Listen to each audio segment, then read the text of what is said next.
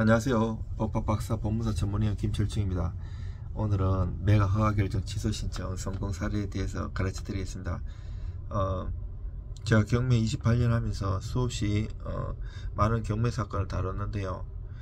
매각 불허가나 매각 허가결정 취소 신청, 대응 감액 이런 것도 굉장히 최상위의 전문가의 영역이에요. 이런 것들 이제 한테 가면 돈을 엄청 많이 받고 이거를 전문으로 하는 사람이 많지 않아요. 이것도 성공 사례인데 여기 보면 교수님 안녕하세요. 저희 이번 2005 원래 매각 허가결정 취소 신청은 타기를 사건 번호가 별도예요. 송달료하고 인지 1,000원, 송달료 한 36,000원 정도 내야 돼요. 매각 취소 결정이 났습니다. 교수님 도와주신 덕분에 감사합니다. 이렇게 나왔죠. 여기 보면 사건이 취소 있죠. 취소 결정. 사건 번호 확대해 보면 취소 결정. 요게 취소 결정이 8월 13일인데 지금 9월달이잖아요. 왜 8월달에 바로 안 했는가 하면 여기 확정되고 또 이게 바로 그날 올리고 싶었지만 그러면 또 혹시 해가 될까 싶어 가지고 다 확정되고 이럴 때 이제 올리는 거예요. 그리고 이게 굉장히 어려운 사건이에요. 원래 쉬운 사건이었고요. 근데 그 중에서도 이 재개발 재건축 관련해서는 굉장히 어려운 사건이에요. 이거 제가 그때 썼던 거 54페이지로 써요. 보통 보면 60페이지 이상 써요. 뭐 한두 페이지, 열몇 페이지 이렇게 그런 쓰는 수준이 아니에요. 전문 판례와 특히 매각 허가결정 취소 신청은 매각 불허가 신청 7가지 사유 있잖아요. 그 중에 6호 사유해야 돼요. 부동산에 대한 중대한 권리 변동된 사실, 취소 사유고요. 신청 이유 쭉 쓰고 이 문제점이라든지 그리고 권리관계 변동 6호가 어떻게 되고 어떻게 구체적으로 써줘야 돼요. 판례하고 조문하고 이게 어떻게 해당 몇 구역이고 차별화되게 안 쓰면 그 사람들 해주고 싶어도 몇 구역 모아타운 정비사 어떻고 그래서 재개발 재건축 그리고 소규모 정비 이런 걸 법리나 판례를 꿰뚫고 있어야 돼요. 사건을 누구보다 잘 알아야 돼요.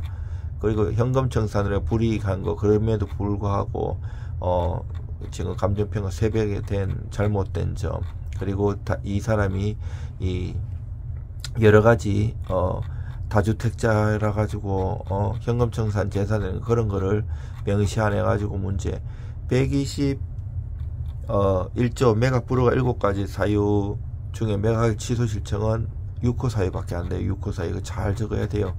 그게 법리 확정 후 자기 책임 없는 사유부터 해서 조목조목 단어 하나 요건까지 잘 분석해 줘야 돼요. 그리고 판례 같은 거 하고 사안 보습을 하고 이런 걸 안 해주면 해주고 싶어도 근거가 없으면 좀 걱정돼서 또 못해요. 그리고 이제 내가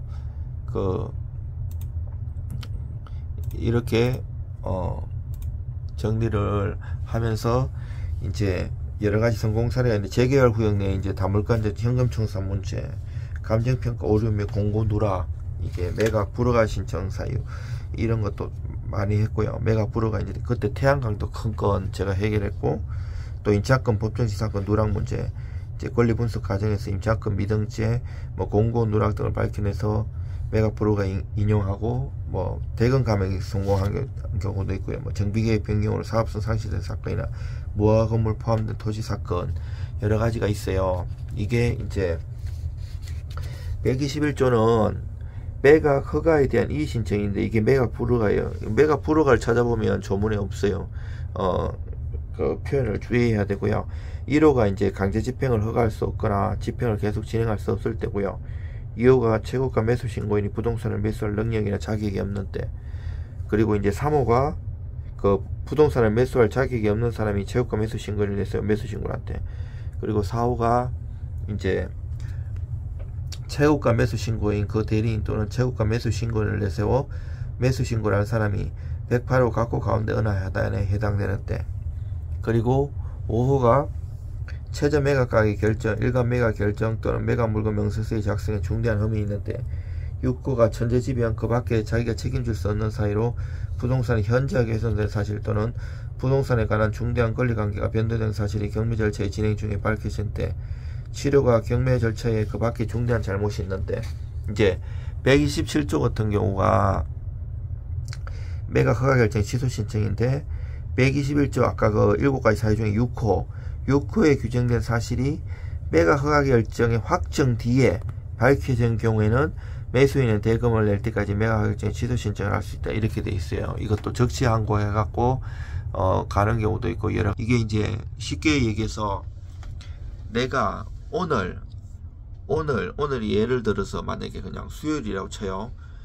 오늘 낙찰을 받으면 일주일 뒤 일초일 불산임이기 때문에 목요일부터 계산하면 오늘 수요일이라면 다음 주 수요일, 만약 오늘이 목요일이라면 다음 주 목요일까지 매각 불허가 신청할 수 있는 거예요.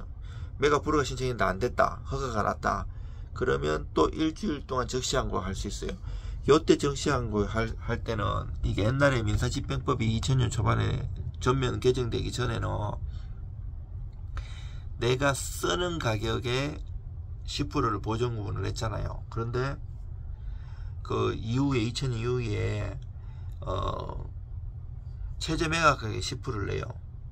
지금 입찰할 때 그렇게 하잖아요. 근데 문제는 여기서 매각 불허가 신청해서 적시항고 기간에 적시항고할 때는 또 플러스 지금 최저 매각 가격이 10%이고 2000년 이전처럼 내가 쓴 가격이 10% 또 내야 돼요. 그럼 20% 됐잖아요. 이게 이제 재판 과정으로 하는데, 이 현금 공탁을 해야 된다. 그리고 이게 이제 가면 1심, 2심, 3심 하다 보면 이게 막 3년, 4년 될 수도 있고, 짧게는 1년 가면 이자나 만약에 지면 몰치 공탁 돼버려요.